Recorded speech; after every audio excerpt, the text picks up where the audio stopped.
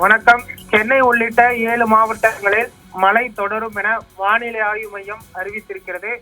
செங்கல்பட்டு, சென்னை, திருவள்ளூர், காஞ்சிபுரம், ராணிப்பேட்டை, திருவண்ணாமலை, ஈரோடு உள்ளிட்ட மாவட்டங்களில் மழை தொடரும்.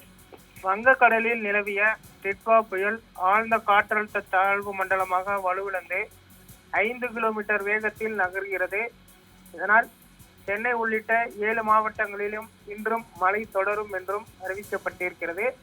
ஆழ்ந்த காற்றழுத்த தாழ்வு மண்டலமாக சென்னைக்கு அருகே 40 கிலோமீட்டர் தொலைவில் மையம் கொண்டிருக்கிறது. இது மெதுவாக நகர்ந்து வருகிறது. இதனால் சென்னை, செங்கல்பட்டு, திருவள்ளூர், காஞ்சிபுரம் உள்ளிட்ட 4 மாவட்டங்களிலுமே இன்றைய தினம் காலை முதல் பரவலாக மழை கொட்டி வருகிறது.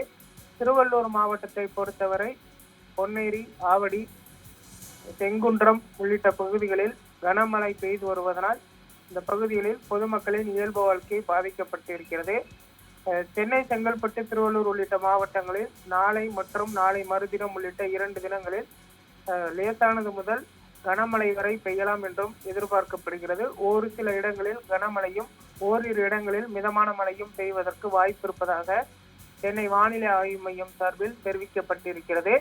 தற்பொழுது கனமழை தொடர்ந்து வருவதனால் இயல்பு வாழ்க்கை பாதிக்கப்பட்டிருக்கிறது.